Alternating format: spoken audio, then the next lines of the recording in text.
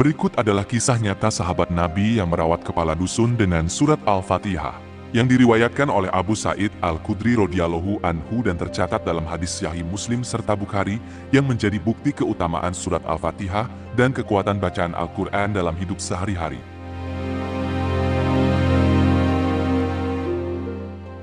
Pada masa Rasulullah Shallallahu Alaihi Wasallam, ketika ajaran Islam mulai menyebar ke daerah-daerah sekitar Madinah, sekelompok sahabat yang terdiri dari Abu Sa'id Al-Khudri radhiyallahu anhu dan beberapa sahabat lainnya melintasi gurun pasir yang luas dan terik matahari. Perjalanan itu bertujuan untuk menyebarkan pesan Islam kepada penduduk Badui yang tinggal di daerah terpencil. Tetapi mereka tidak menyangka bahwa bekal makanan dan minuman yang mereka bawa akan habis lebih cepat dari yang direncanakan.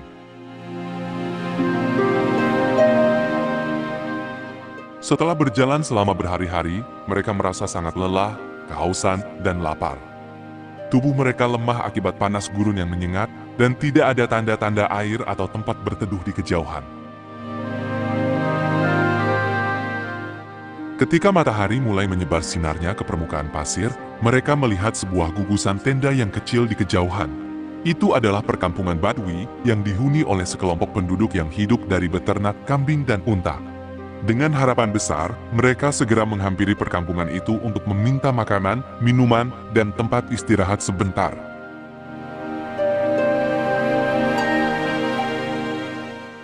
Namun, ketika mereka tiba dan menyampaikan maksud mereka, penduduk dusun tersebut yang belum mengenal ajaran Islam menolak dengan tegas menjamu mereka.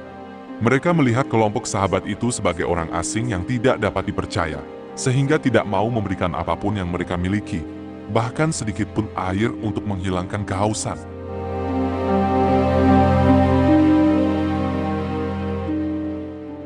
Sahabat-sahabat itu merasa sedih dan kecewa, tetapi mereka tidak marah.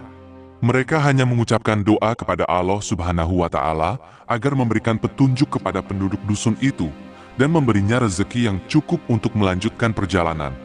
Kemudian, mereka pergi dari perkampungan itu dan mencari tempat berteduh di bawah pohon kurma yang jarang di kejauhan.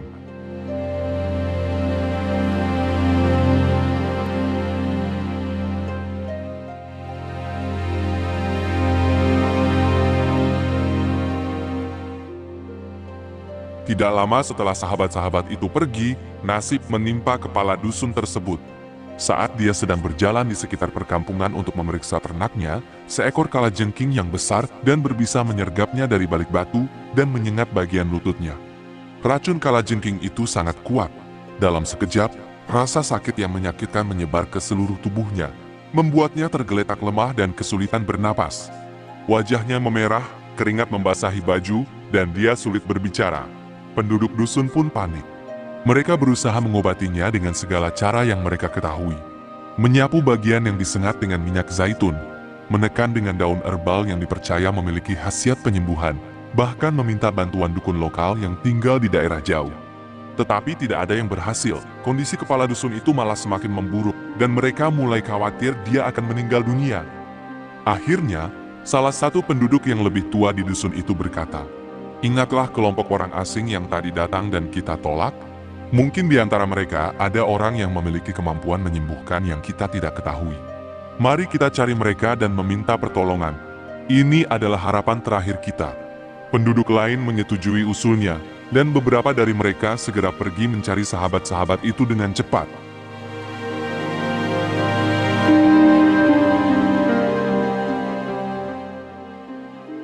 Setelah berjalan selama beberapa jam, mereka menemukan sahabat-sahabat itu yang sedang beristirahat di bawah pohon kurma. Mereka segera mendekati dengan wajah yang penuh kesalahan dan meminta maaf yang tulus karena sebelumnya menolak menjamu mereka. "Kami sangat menyesal perbuatan kami," katanya. "Kepala dusun kami disengat kalajengking dan sakit parah. Tidak ada yang bisa menyembuhkannya. Tolong bantu kami ya." Abu Sa'id Al-Khudri radhiyallahu anhu melihat kesusahan mereka dan merasa iba. Dia menyetujui untuk membantu, tetapi dengan syarat penduduk dusun memberikan sejumlah kambing sebagai upah. Penduduk dusun segera menyetujui persyaratan itu, karena bagi mereka, nyawa kepala dusun jauh lebih berharga daripada sejumlah kambing. Kemudian, Abu Sa'id Al-Khudri radhiyallahu anhu bersama dengan beberapa sahabat kembali ke perkampungan. Ketika mereka tiba, mereka melihat kepala dusun yang tergeletak lemah di atas tikar, dengan banyak penduduk yang mengelilinginya dan menangis.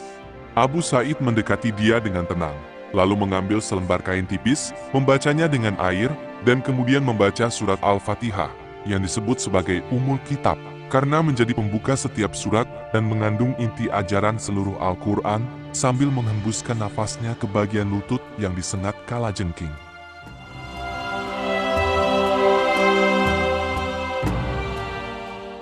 Segera setelah selesai membaca surat Al-Fatihah untuk beberapa kali, keajaiban terjadi. Kepala dusun tersebut merasakan perubahan yang luar biasa. Rasa sakit yang menyakitkan tiba-tiba menghilang, nafasnya menjadi lancar, dan dia bisa merasakan kekuatan kembali ke tubuhnya. Tanpa ragu, dia bangkit dari tempat tidurnya dan berjalan seperti biasa, seolah-olah tidak pernah sakit sebelumnya. Semua penduduk dusun terkejut dan terpesona. Mereka melihat dengan mata kepala sendiri kekuatan bacaan Al-Quran yang luar biasa.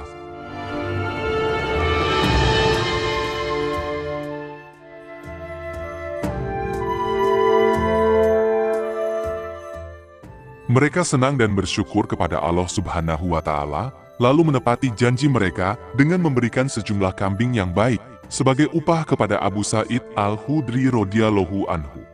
Namun, sahabat itu tidak segera membagi upah itu. Dia ingin memberitahu terlebih dahulu kepada Rasulullah Shallallahu Alaihi Wasallam tentang kejadian yang terjadi dan meminta izin beliau untuk membaginya. Beberapa hari kemudian, sahabat-sahabat itu kembali ke Madinah dan menceritakan seluruh kejadian kepada Rasulullah Shallallahu Alaihi Wasallam. Beliau mendengarkan dengan perhatian penuh, lalu bertanya kepada Abu Sa'id Al-Khudri radhiyallahu anhu, "Bagaimana kamu mengetahui bahwa Al-Fatihah dapat dipakai untuk meruqyah?" Abu Sa'id menjawab dengan tulus, "Ya Rasulullah, aku merasa diberi ilham oleh Allah Subhanahu wa Ta'ala bahwa bacaannya memiliki kekuatan penyembuhan untuk semua penyakit." Rasulullah Shallallahu Alaihi Wasallam kemudian tersenyum dan menyetujui perbuatan mereka. Beliau berkata, "Kalian telah melakukan hal yang benar. Bagilah upah tersebut dan berilah aku bagian seperti halnya kalian."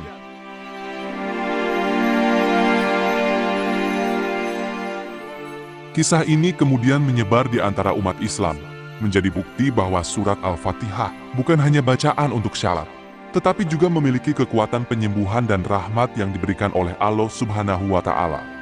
Kisah ini juga sesuai dengan firman Allah Subhanahu wa Ta'ala dalam surat Al-Isra ayat 82. "Dan kami turunkan dari Al-Quran sesuatu yang menjadi penawar dan rahmat bagi orang-orang yang beriman, dan Al-Quran itu tidaklah menambah kepada orang-orang yang zalim selain kerugian." Ini menunjukkan bahwa Al-Quran adalah sumber kebahagiaan, kesehatan, dan petunjuk bagi semua orang yang beriman dengan tulus.